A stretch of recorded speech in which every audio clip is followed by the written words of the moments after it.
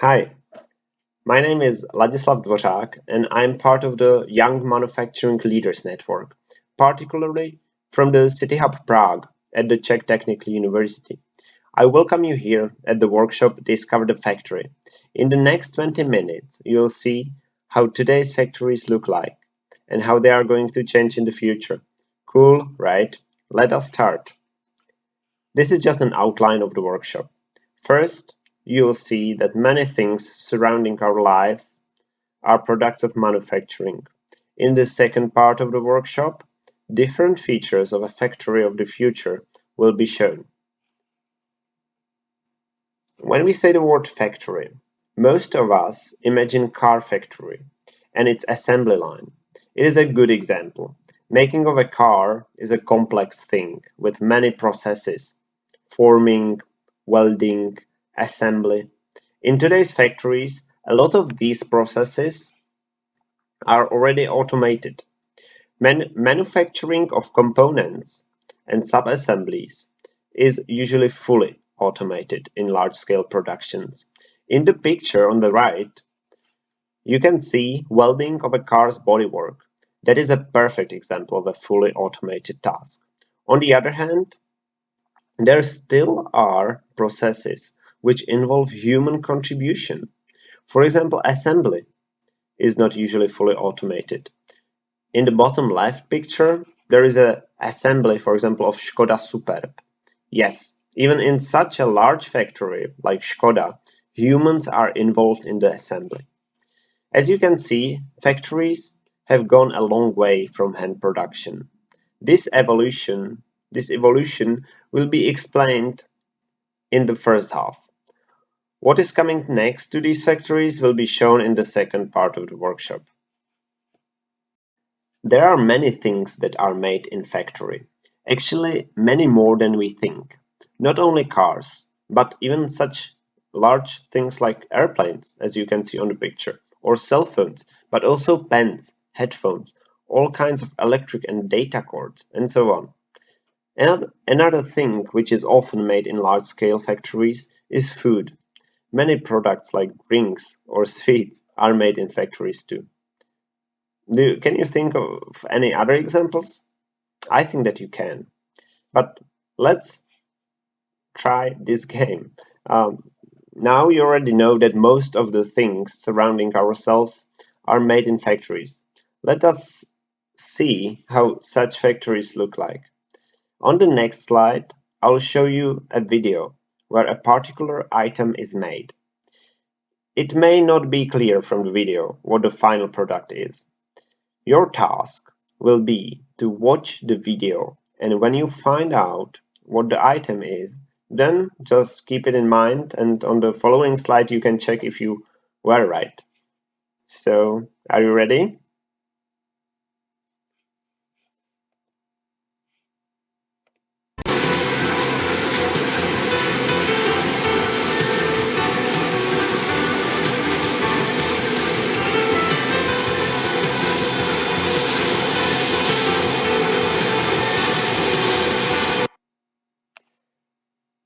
I believe that from the subtitles it was already clear that it is spaghetti. Yeah, it was really pasta. Pasta is usually made on big production lines, and they make different shapes of the pasta. So that's made in factory too. So let's try another example.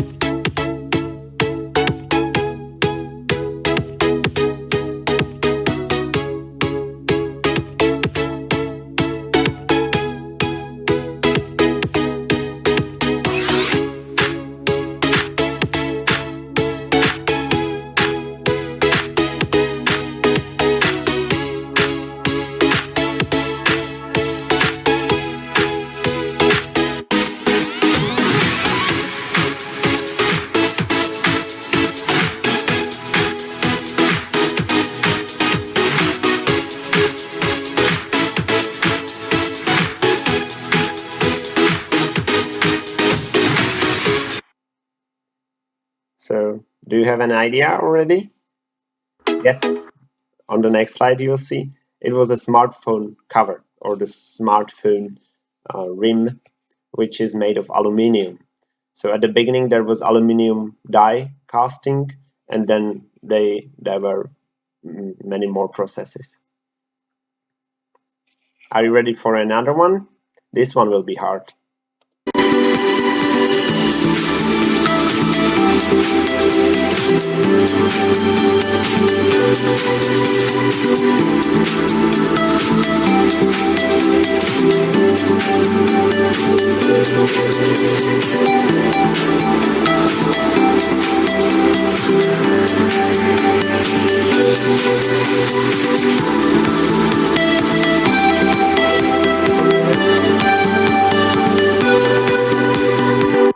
Yeah, so now you definitely know it is a loudspeaker. On the picture on the right, you can see that it actually consists of many parts, and you have to assemble them and so on. So it was a speaker. And this is a nice video.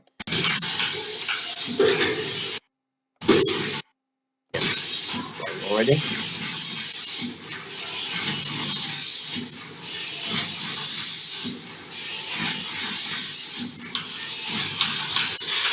Yeah, you probably know that it is a box of sweets or candies. This robot is actually quite an interesting thing, which is it is a robot which is a parallel structure. It has more arms connected to the end effector, and these types of robots with high number of links are perfect for such fast operations. So they are used, for example, for putting the sweets into the box. Yep, so it was box of chocolates. And this one is the last one. I believe that I think that it is the most difficult one. So let's see.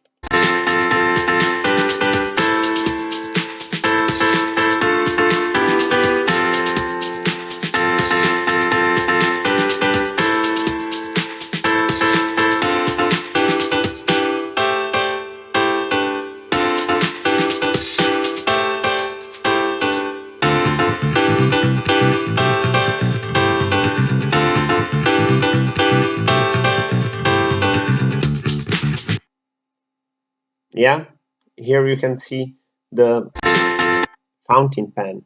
It is a thing which not that many people use anymore, but the tip of the fountain pen is actually a special thing which must be made in a factory too. So as I told you, you will see how the industry has been changing over the centuries. Factories looked much different earlier. Throughout last centuries, they have gone through a few transformations. The first one was the Industrial Revolution, sometimes called the First Industrial Revolution. It happened, or it was happening from 1760 to 1830.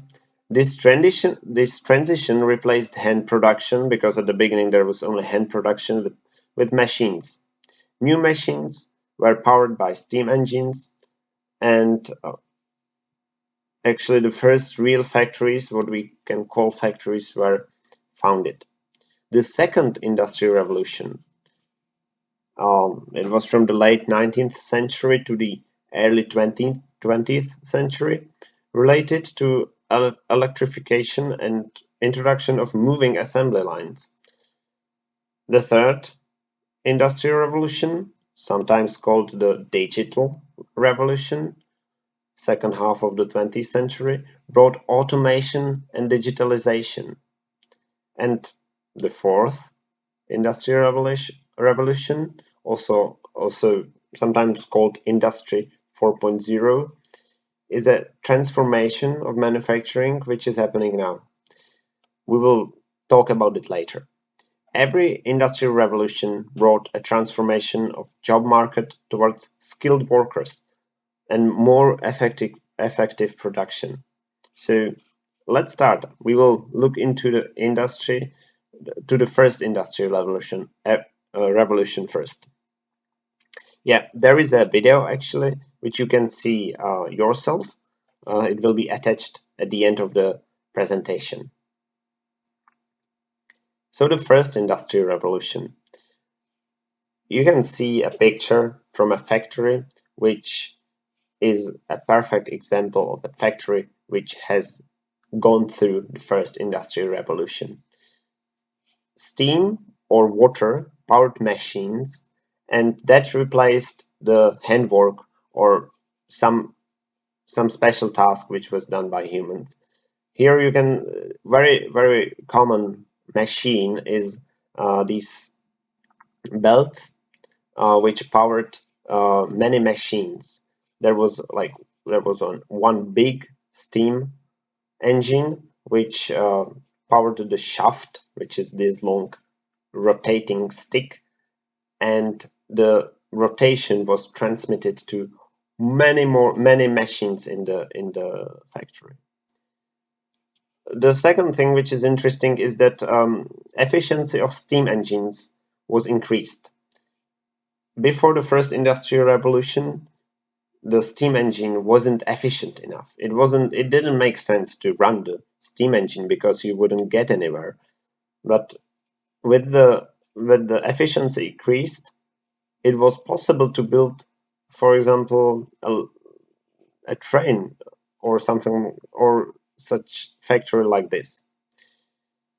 And at the same time, iron production was easier with introduction of coke. It helped to lower the cost of iron. So these machines made of a lot of steel were cheaper to build. And first machine tools were invented. That helped as well. So all these things helped to build such a factory. And thanks to it, people started doing more skilled tasks than before. I have two pictures here. On the left, there is, as I was talking about it earlier already, overhead line shafts. These are the rotating line shafts, were a common way to distribute power of the steam engine to many machines at the same time. If the belt was in contact with the shaft, then the machine was running because it was in contact.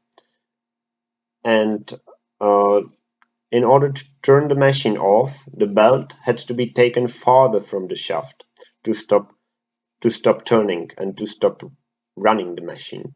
It was actually quite dangerous because the belts were exposed, and sometimes people their for example their shirt or their hair got into the wheel, and then the people could get very badly injured. And in the picture on the right, there is the Watt engine I was talking about. The second industrial revolution. It is related mostly to the introduction of electricity and mass production.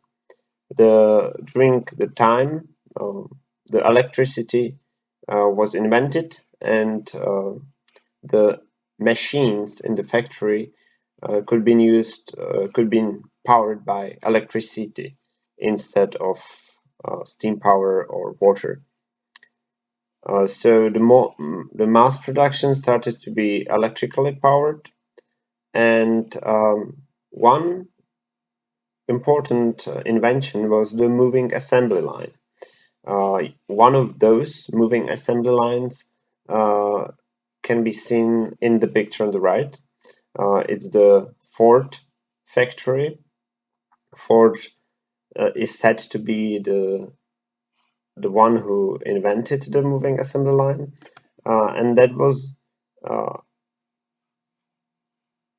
that was actually an invention which maintained constant material flow, that the final product was moving on a moving belt, and the workers were performing one specific operation they had to be skilled in this operation, and they were getting new items. They were doing this one operation on the item. This actually um, made possible or made the production much faster. The last thing which is also quite important is that the steel production was increased even more, so that allowed us to make more cars, more machines. The steel was cheaper, so it was more affordable to make machines and to automize. Here you can see more pictures from the Ford factory. The first car which was made on a moving assembly line or assembly belt was the Ford Model T. It was actually the 1913, and Henry Ford installed the first moving assembly line in his factory.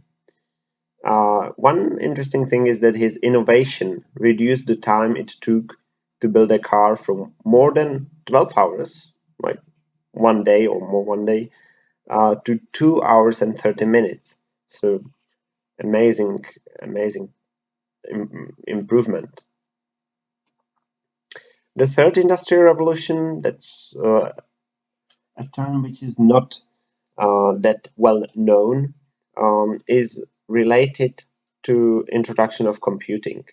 Um, it is related to digital revolution as well, and automation of manufacturing with the use of electronics and IT.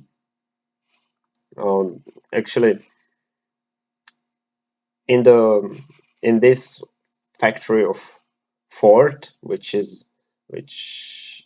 was automated partially as well, everything was actually either mechanical, or the machines were mechanical, or later they were analog. But the third industrial revolution made use of digital computers and controllers. One of the things which is a very important device in in industry in general is PLC, programmable logic controller. That's a device which you can see on this slide, such as it can be that small, it can be much larger, which actually checks when to it can have many inputs like sensors and so on, and many outputs. It can turn on machines, belts, uh, or different actuators, and the this control can be programmed, and you can set it so that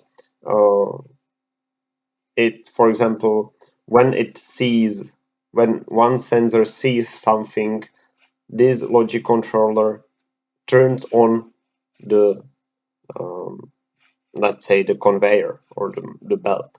So it's something which, like a small computer, which automatically turns on, turns off machines and controls the automated task. This is actually Siemens logo, which is a very famous product of Siemens. Yeah, what we skipped was this automated welding process. You can see that there is many robots which all work simultaneous at the same time on the car, and they all are controlled by these PLCs, by these small computers. The fourth industrial revolution is the last one. That's the revolution which is coming now, or in the near future. It is related, or it makes use of cyber physical systems, Internet of Things, IoT, sometimes called IoT, cloud and cognitive computing, AI, artificial intelligence. And the idea is that the information is shared among all parts of the manufacturing process. Computers are responsible even for making more complex decisions. Humans are involved in smaller amount of the decision making. Here are the most important features of the fourth industrial revolution. The first one is the smart factory. The idea of smart factory is that all processes are being monitored and controlled, and the factory and the product have their digital twins. I will talk about the digital twin later. There is quite an interesting video. The digital twin is the idea that you use a simulation for testing, and after you simulate it in your computer, then you first uh, test it on or run it on real machine. And Internet of in a smart factory, they make use of Internet of Things, that all machines or even the parts are connected, and you can monitor them. And all these systems in the factory, in the management as well, or in the supply chain are connected and they communicate and cooperate together. So that's the smart factory, how it should look like in the future. Here is a short video about the digital twin that's quite interesting as well.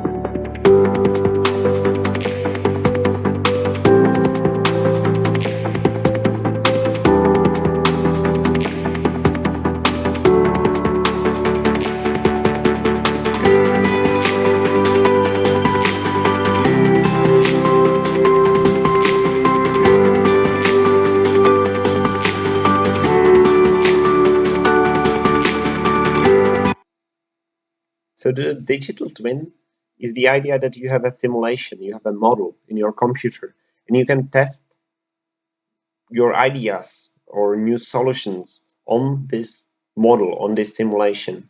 So you can, it doesn't matter if you destroy the machine in the simulation because you just reload it.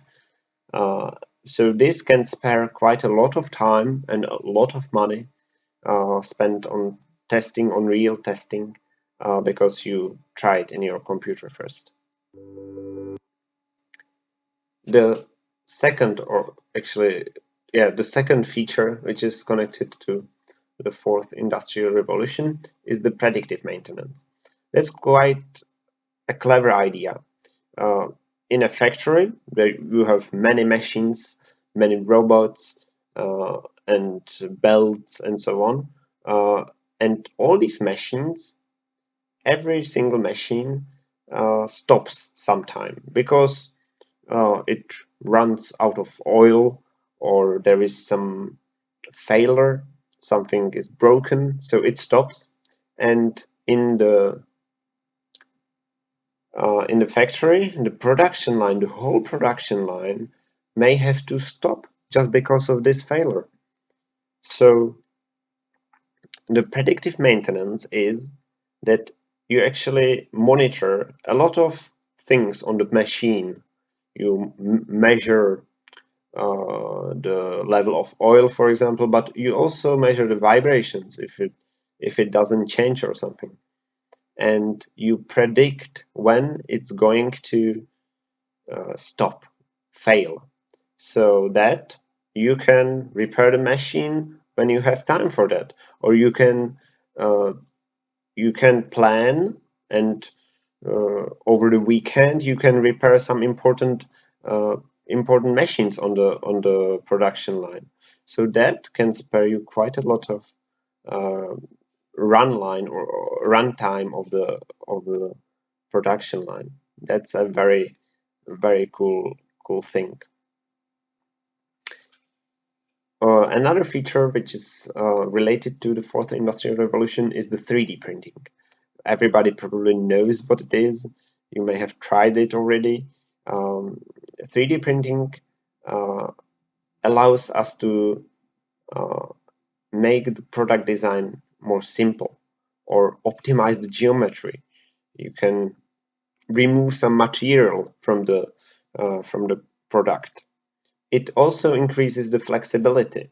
You can change the product for each customer. You can make special product, uh, special fitted product. Uh,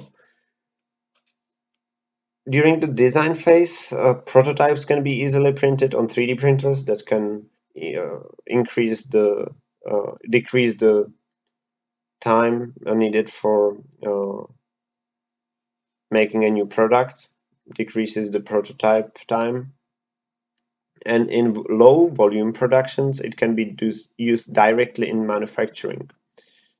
It cannot be used in uh, high volume productions because 3D printing is not that fast, but in low volume productions, it makes sense.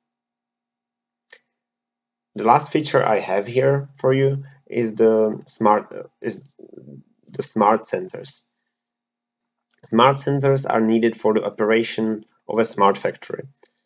They can work independently because they are wireless, and they can self-calibrate and self-diagnose themselves.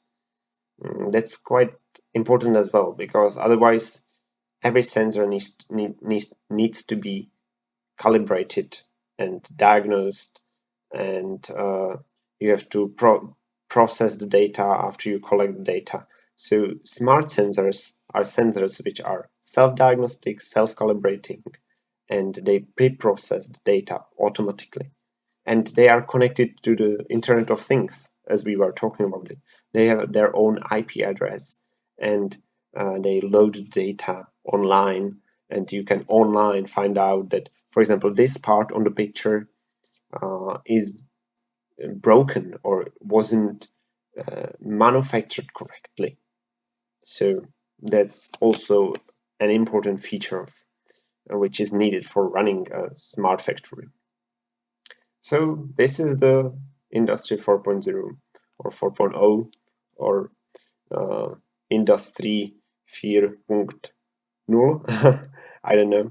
Uh, there is uh, there is a lot of concerns which are which come up in people's minds when they get to know Industry 4.0.